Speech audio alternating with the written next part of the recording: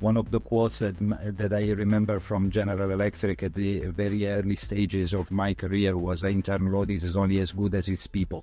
So we have the people, the auditors, the auditor in charge was been spending times and weeks on days and weeks on a review, and does not always have the visibility to present its own job to the highest levels in the organization. I want to give them the recognition to be seen and recognized as the people who actually were drawing those points.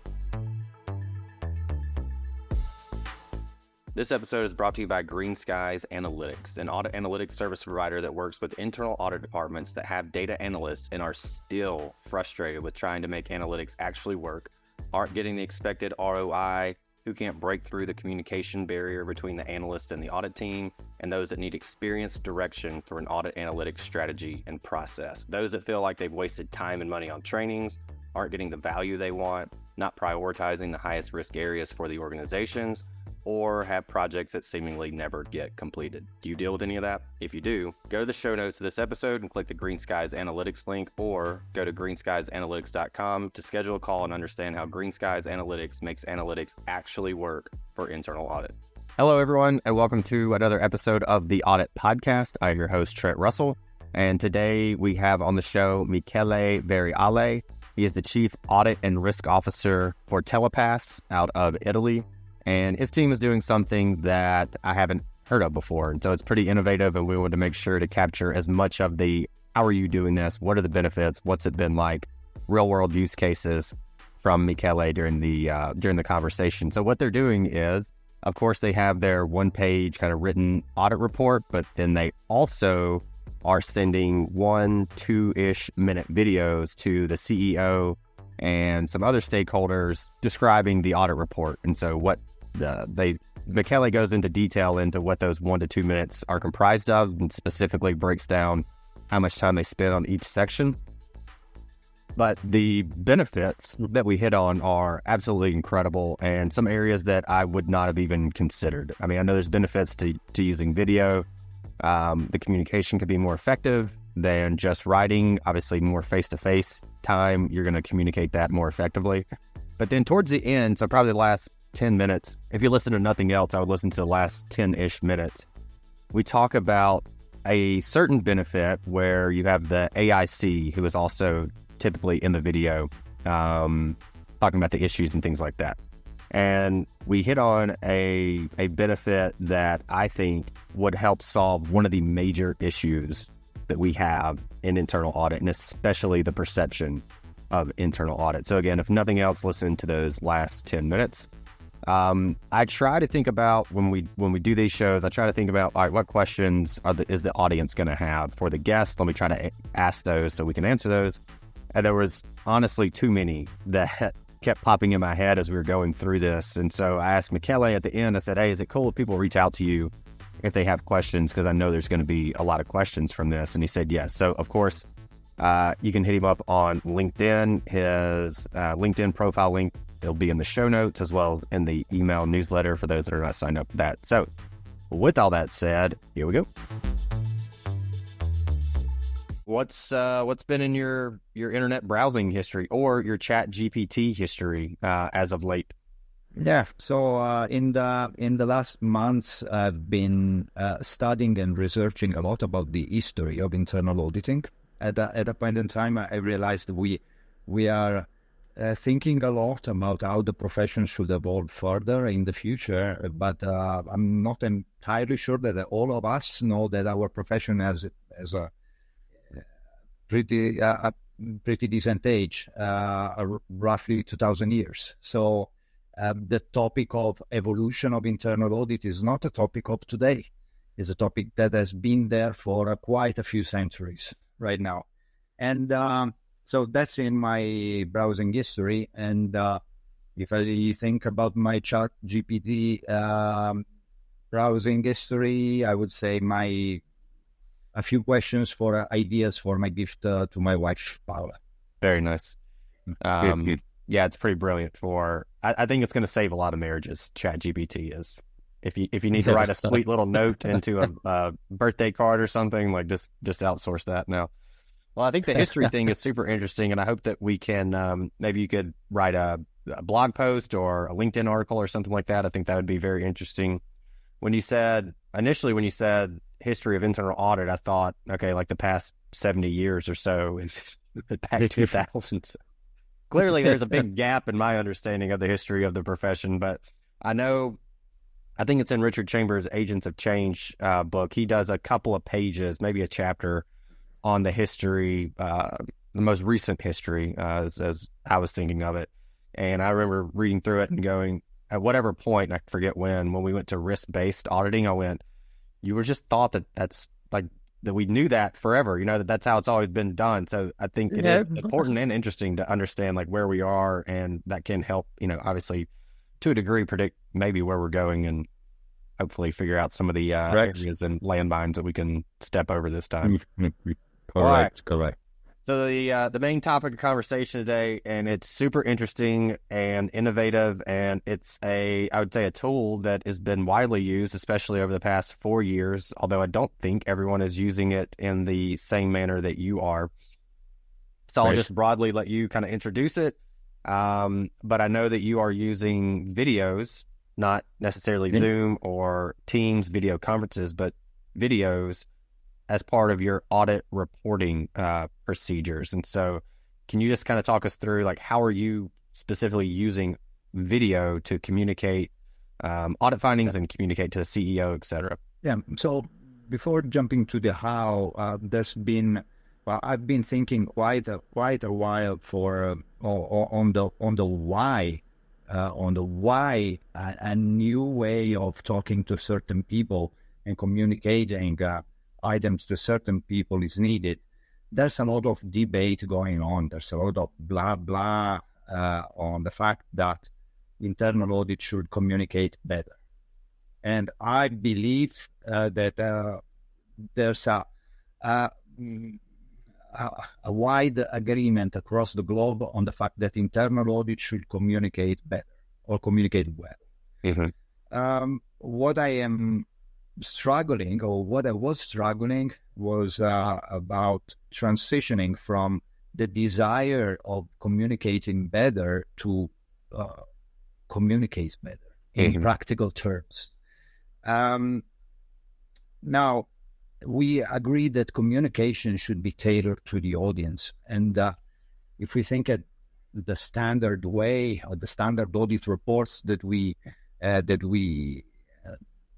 deploy to our customers, that their needs of information can be very different, one person to the other. Normally, the level of detail in our reports is very different if you're talking to a CEO or if you're talking to an IT manager, okay?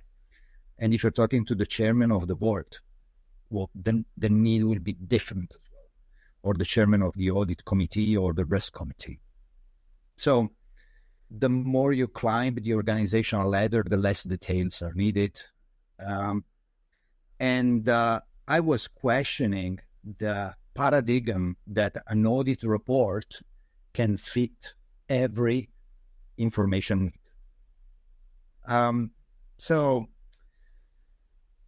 initially, we started by challenging ourselves on a few topics, like knowing better ourselves as individuals, knowing better our stakeholders, and while we were understanding better our positioning in terms of behavioral science and all this stuff, we realized that our stakeholders have completely different needs. And especially when talking to a CEO or a board of directors chairman or audit committee chairman, the real questions that these people normally have is, okay, well, why have they looked at this process? Why does it matter? Why is it important? And second question, should I be concerned or not? And then maybe they want to know if management is on top of what needs to be done. And also, they need to understand if they need to add one point to their to-do list. All of the additional detail is useless, because in practical terms, they will not act on action plans. They will not be very interested in challenging recommendations. They want to know our opinion on the process. Very often, it happens that you talk to a CEO and you just cross your CEO in a corridor, and he or she will simply ask, how is that business continuity audit going? You're not going to share details. You're not going to share findings and recommendations. You're going to provide a very high-level elevator speech on these matters. So yeah, you just go, yep, thumbs up, it's good, or thumbs down, it's not going great. I'll tell you, unless they need to know some details about why it's not going great. Okay. So that's the why we thought it was important to add a piece to our standard report. We have our audit report. We have our one-page highlight slide with the key bullet points, and that's fine. But these are words that are written on paper. And sometimes communication can be much more effective by talking with someone. If I tell you, Trent, I've looked at the procurement process. Overall, it's working okay. Yeah, there's some minor adjustments that need to be made, but the procurement team is on top of them. Everything will be sorted out in 2 months. That's the kind of information that a CEO is really looking for. They're looking for assurance. Assurance doesn't mean to have all of the details of a process of what we have looked at and why. They want to know what we believe about risk management, the awareness of risk management by the people in charge. They want to know if there's important pieces that they have not been considering with the right attention, and if something is falling off the radar screen. We tend to be, as auditors, a bit reluctant in sharing this kind of information in written audit reports sometimes. How often do we communicate in audit reports, look, the procurement team is pretty smart. Well, we don't say these things, we don't write these things, but these are very important pieces of communication. So we have our audit report, which is written. We have a one-page highlight slide that falls in our pack to the board and to the audit committee and risk committee. But then we have a video. That's a 1 minute, 1.5 minute video. Sometimes it's 2 minutes. That is sent only to the chairman of the board, the chairman of the risk committee, and the CEO of the company. These people have many needs and they don't have time. So that's basically the why and how we have added one piece to the puzzle of our audit communication. Okay. And we'll get into the details of exactly the makeup of it. I know you said 1 minute to 2 minutes, but we'll talk a little bit more in detail about what those specifically look like. But I can imagine, I know when we talk analytics with folks in any kind of public setting, there's always the question of, hey, what tools do you use? Yeah, it's just like, tools really aren't that important, but it is part of the process. So we look at people, process, and technology. Obviously, technology is part of that. And so I'm sure there's people right now going, okay, yep, I get it. Video, keep it short, communicate through video. That sounds great. What kind of tools should we use? And so I do want to ask you what tools you use, and also, I know I use, and I can talk about the tool that I use a little bit, but the tool that I could imagine there's people going, okay, how many takes does it take to do this? Do you have someone that you then go in and edit it? Do you have a 5-minute video you edit down to 2 minutes? Or So just kind of walk us through that process in terms of tools you use. Do you edit them at all, or how does that work? As a team, we have been thinking quite a while about the right tool to be used. Before starting this initiative of kicking off video audit reporting, in my team, my first question was, okay, what tool should we use? To me, that's the first factor that will lead to failure of the initiative. The topic we are talking about is simply recording a video. You can do it with very simple tools. You can simply send yourself a Teams invite and record the Teams invite. That will work. The selection and refinement of the editing of the video will come with time. We have kicked off this initiative roughly 1 year ago, 1.5 years ago, and we realized that our research and development should not be delayed by software selection, software use, and whatsoever. We said, okay, we want to do something innovative. Let's start with the easiest thing we have already available and that maybe everybody has available, which is Microsoft Teams. You simply record a Microsoft Teams meeting. It works extremely well for the purposes of an innovation which is in its first steps. I am pretty confident that going forward, we will try to refine this. And maybe we will go to more sophisticated tools going forward. There are many. I don't want to mention one. There are a lot of video editing softwares and tools. But my suggestion to all of the colleagues listening to the podcast that will be interested in exploring this is don't be stopped by technology. Let's just record something and use the softwares that you already have in your laptop. That will work. I know that when, like, we use videos all the time. I use it for the podcast to send questions to people or to the editors and the people that help pull the content together. But a lot of times, I mean, I just did it yesterday. There's if I'm looking at a data file and I had just a lot of questions about the data. What does this mean? Is this a unique identifier? Should I remove these? Are these duplicate? And it's so difficult and time consuming and ineffective to try to write that in an email. So you can either take screenshots and write it up. Is this, or if I remove this, is that right? Can you go to the business nest and this, et cetera?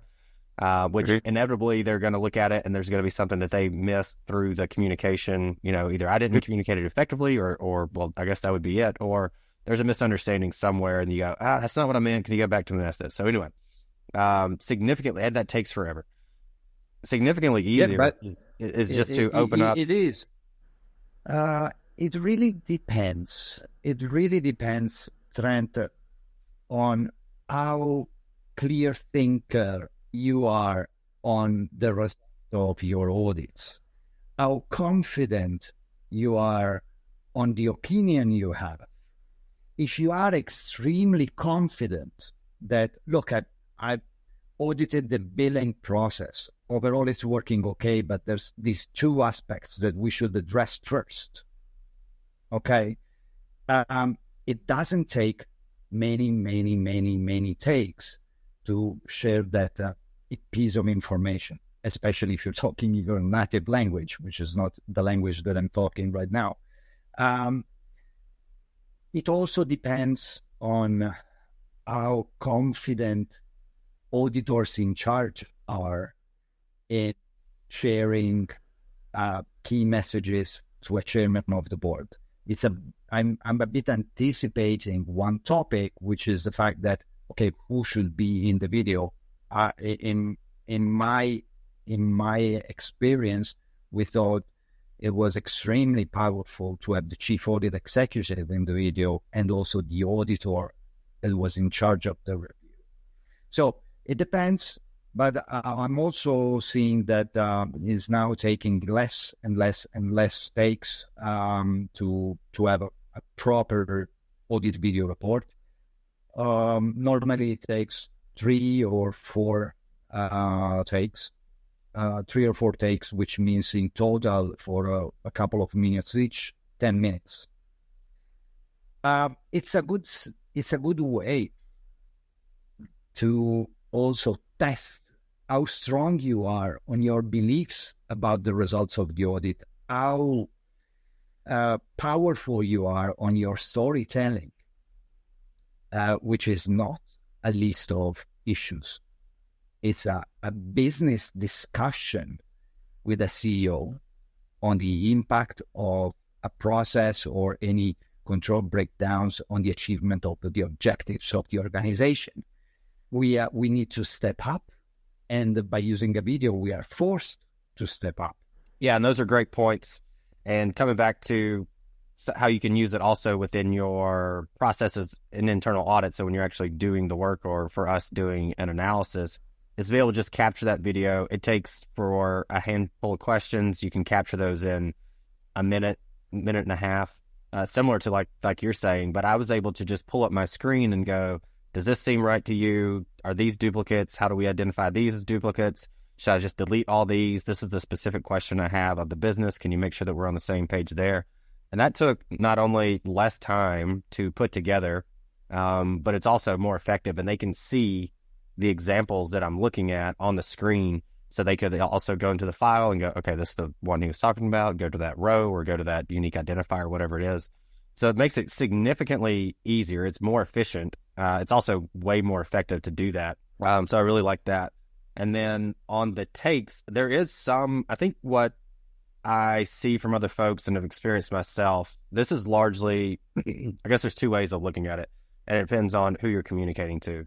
So for that communication, it was just like a grip it and rip it, like we talk about, like just hit the record button. I'm going to show it to you. I don't care if there's uhs and ahs and pauses and likes and things don't go exactly perfect. That's fine. It's between me and this other auditor, doesn't matter.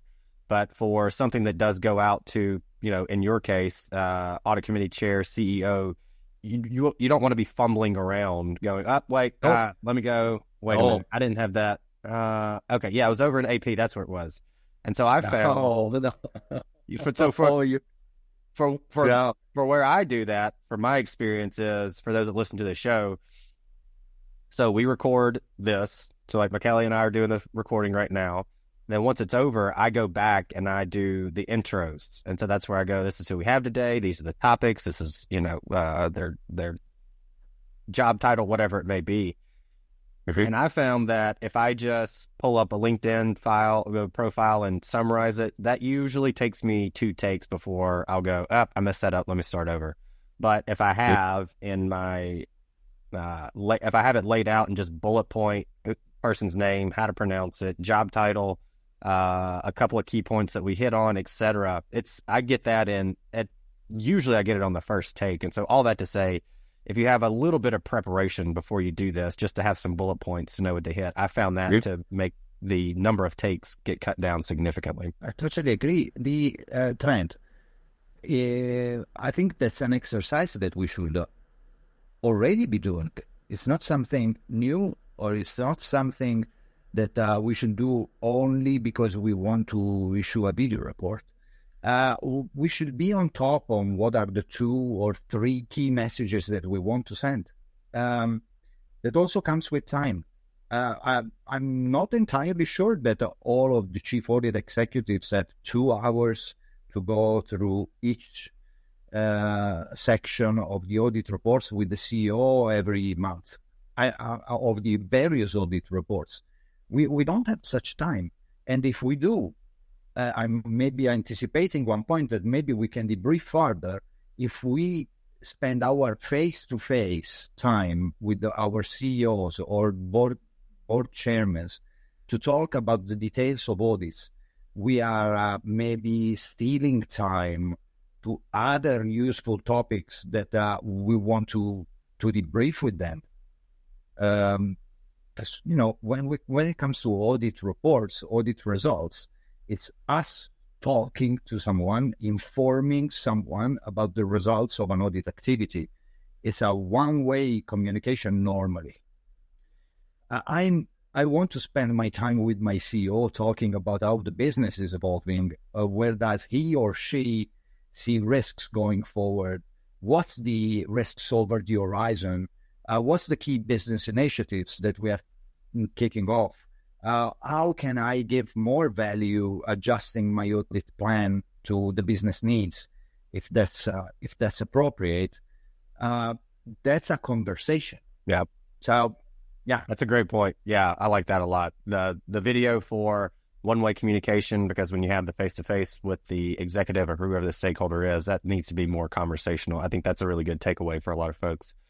I do want to understand, I'm sure there's people that want to know the kind of the details of this. So let's call it 1.5 minutes, 2 minutes. And then what are your bullet points? So if you're recording it, here are the bullet points I want to hit. Executive summary, I would assume, some objective scope. Like, what does that look like? And about maybe how much time do you spend on each? Again, it depends on every audit report. If we're talking about an overall positive audit report, it's one story. If we're talking about a very negative audit report, that's a different story. But generally speaking, first of all, we start by introducing why have we looked at this process. Okay, we've audited the procurement process. Why we've looked at that. The things that normally you read in a background section of an written audit report, if that's a well-written audit report, pretty concise, explains why that the matter is in our attention, why we are feeling that an audit was useful on the topic. Then on that section, we don't spend more than 1 or 2 sentences, okay? If we are very solid on the reasons behind an audit, it doesn't take a lot of time to explain why the process is important to look at. I may say, for example, as you know, there's the DORA regulation that will come into force on January 17 of 2025. And in that regulation, it's very important the emphasis given to incident management.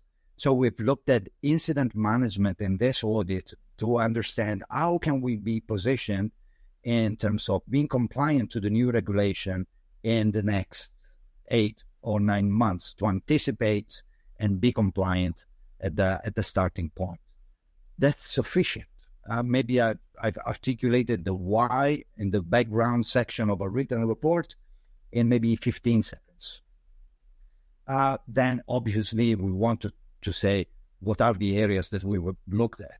So particularly, in incident management, we've looked at A, B, C, and D, which is normally what you write in your scope and objectives section, without that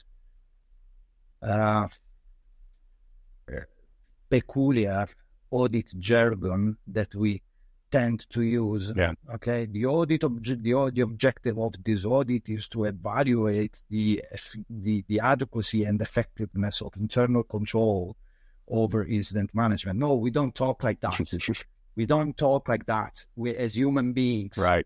Even though we write like that, which is something that I hate. And let's say I spend normally no more than 15 seconds or maybe 30 seconds to quickly list the key areas of focus in the review. And I then go to the audit opinions. I say, okay, what's the main 3 or 4 points that I want to communicate? And normally I simply say there's these 3 main things that you will read in the audit report. And I simply say those 3 things and why these are important. Then maybe I can add some more flavor in the audit opinion also about the level of response by management. We've been liaising pretty well with management. They were okay. They've shared with us positive comments on our solutions that we have provided. We don't use recommendations anymore.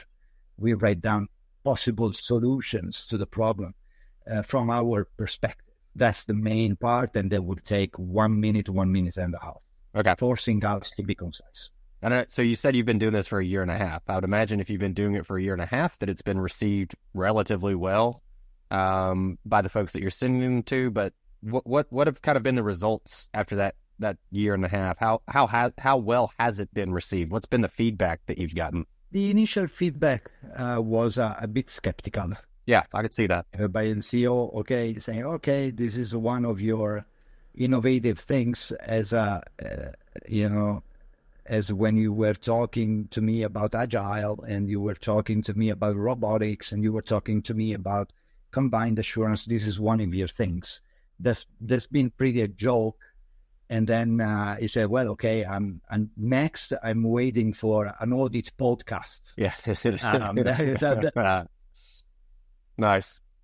But then going forward, the CEO and the chairman of the board have seen huge benefit on this for the simple fact that it's freeing up time. They can simply go through a video if they are in a taxi, in a cab, if they are waiting or queuing for their flight. They can immediately get some flavor, and then they can understand what's the level of attention they need to give to an audit report. So it's being perceived extremely well. I've seen also an increased engagement. I'm an auditor since I've been an auditor for 15, maybe 16 years now, and I'm now seeing more response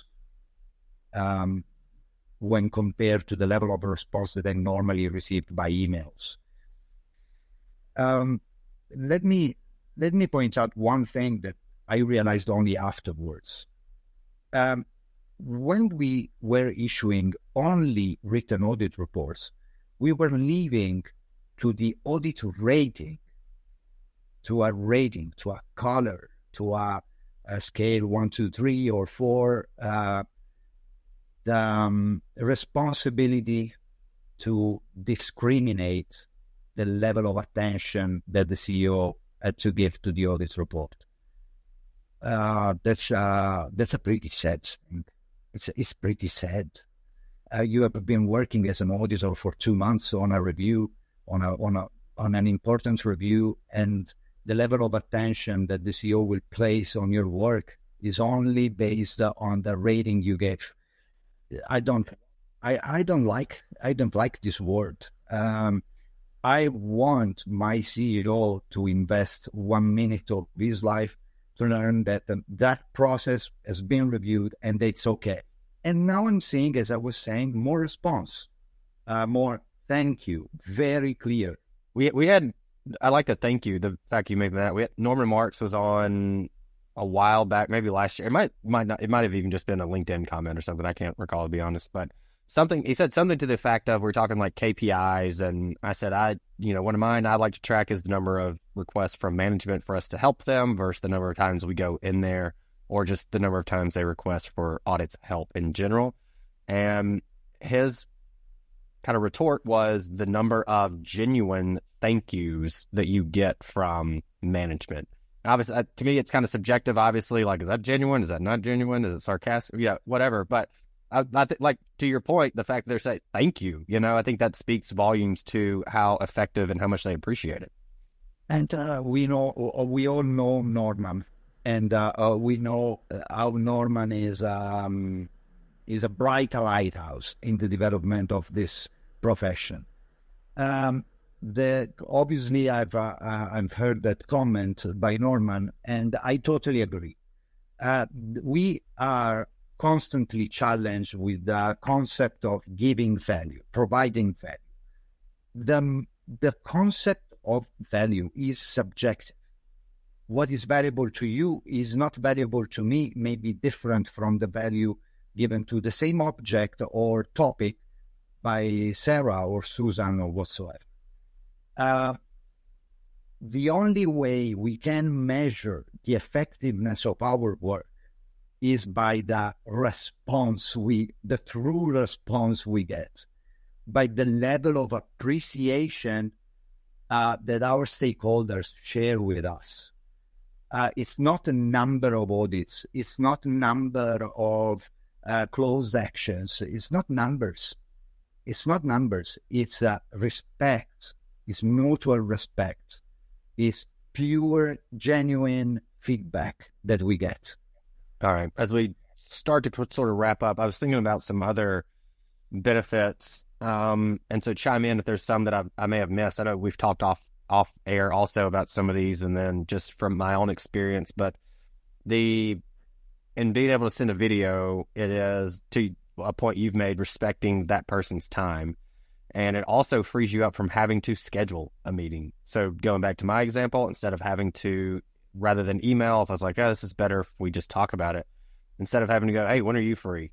Cool, this is when I'm free. No. I think it takes on average 6 emails to set a meeting, is what they've said, is what I've read. No. And so this is, this is a meeting that you can have whenever you want to, because you've sent the video, and so it's whenever they can get to it, instead of this back and forth of setting meetings. Then it's just, all right, yeah, when I have time, I will watch this, and that is effectively the meeting. Exactly. And maybe you can just close your video by saying, if you've got any questions, please call me back. Sure.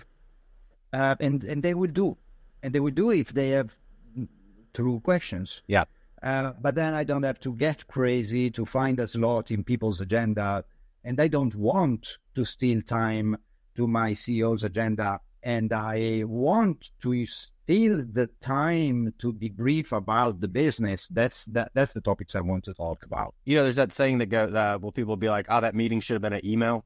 I think what we're talking about is people walking away going, that meeting should have been a video, instead. Yes. Yeah. And then the other benefit that you hit on was you have the AIC that's also in the video. And so they get some FaceTime with whoever the stakeholders may be, and someone's given example that they'd be doing this.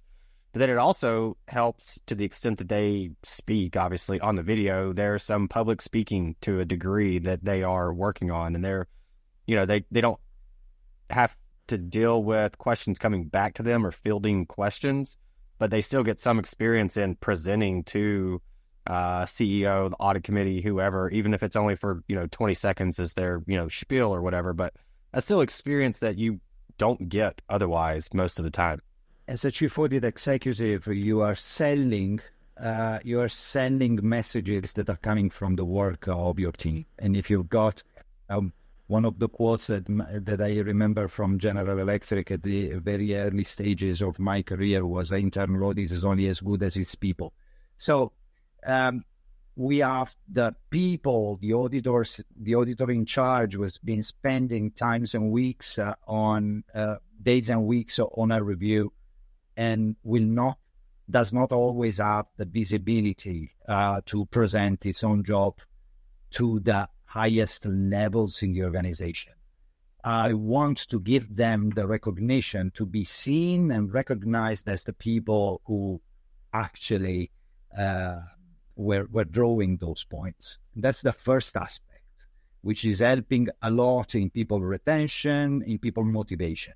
The second aspect of having auditors in charge in the video, talking to the CEO in a video, is for them to also be cognizant that there's certain topics that are not so easy to be solved and to be debriefed to a CEO. This is forcing my people to start thinking more as a CEO and then prioritize the matters that are truly important in their audit reports. I'm seeing an increase in the relevance of the topics in my audit reports because of my auditors in charge. They know that they will have to talk about those points, and they don't want to raise useless points. They want to raise valuable points. When you put your face on your work, you're putting your reputation. And it's important. It's important for people to realize that their work has a face, the face is there, and they are building their own career on the quality of the points they're raising. Yeah, that's something. So I didn't think about that part of it, and I think it can help solve a pretty decent sized problem for internal auditors, and that there's all these findings that are just useless, and you got to a degree, just as the CEO, you would look at it and go, I don't care about this, and it's hard to get into that mindset to basically think, okay, would they care about this? But if you're effectively presenting it to them, then you're going to look at it and go, all right, maybe that one's not as big a deal and doesn't really matter. There's all these little findings that you read about, and you're just like, who cares? Like, really, this doesn't matter in the grand scheme of things. And so I know if as I'm doing an audit, in the back of my head, I'm going, okay, I know I got to present this to the CEO. That's going to make me think, like you said, more of a CEO mindset or executive mindset, and what do they actually care about? And that's something that I've given some thought to, is like, how do you change someone's mindset to that? But I think this is a great way to do it. So if nothing else, I would say for the listeners, even if they don't go through with this, just lie to your people and tell them that you're going to be doing it anyway, and see if it creates that mindset for them. Correct. They will start to be perceived as managers, not more as business people, as people with business acumen, not as simply the auditor. That's the great. person sitting there in the audit department. That's it. I think I did not realize that until we were just talking about it. I think that's probably one of the bigger takeaways for me through this. But I do want to give you a chance. I think there are a ton of takeaways. I mean, the value that you can get from this is huge for the CEO, for the CAE, for the AIC, for a lot of folks involved. And then we also talked about specifically, like, this is how you do this, even some tools. So we've talked about a lot. I can imagine there's people are going to have a lot of questions also, and how they could do it. And, hey, what about doing it for management? How about doing it for the, whoever the control owner is, and that specific person, and benefits and additional benefits that other people think of. So this might be a topic that we come back and visit. But with all that said, what do you want to leave the audience with? Look, there's a lot of push. There's a lot of expectations. We all want our profession to evolve and to change. This is a constant topic. My key message to the audience is that we will never change until we turn our desire for change of the profession into concrete, practical objectives that every one of us should have in their yearly objectives. And I wish everybody to simply achieve your objectives. That's my wish for everybody. Hey everyone, thank you very much for listening to this episode of the Audit Podcast. Whatever platform you're listening on right now, I'm sure there's a subscribe button somewhere, so please hit the subscribe button there. If you're listening through iTunes or Spotify, feel free to go give us that 5-star rating. It only took me about 16 seconds to give myself a 5-star review, and it really helps to get future guests to come on the show, so we'd really appreciate that. Lastly, be sure to check out the show notes and follow us on all our social media channels, on Instagram, on LinkedIn, and on TikTok. Also, if interested, please sign up for our weekly newsletter from the Audit Podcast. Thank you all. Have a great one.